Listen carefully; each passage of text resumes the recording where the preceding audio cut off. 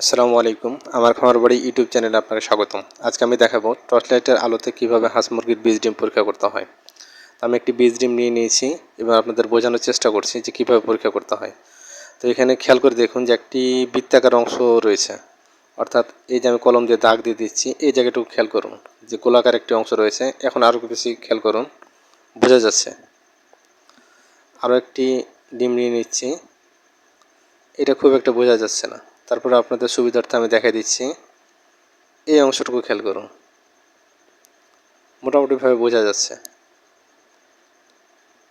আরও একটি ডিম নিচ্ছি, হ্যাঁ এটা কিন্তু একেবারে ক্লিয়ার, পরিষ্কারভাবে বোঝা যাচ্ছে। বৃত্তাকার অংশটুকু এই যে আমি দাগ দিয়ে দিচ্ছি, একেবারে ক্লিয়ার।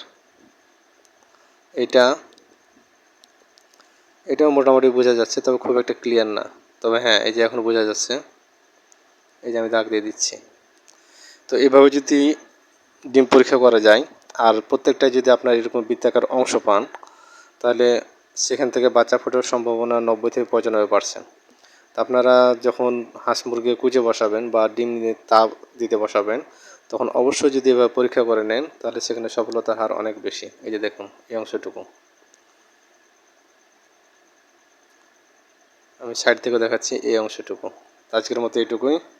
আল্লাহ হাফেজ।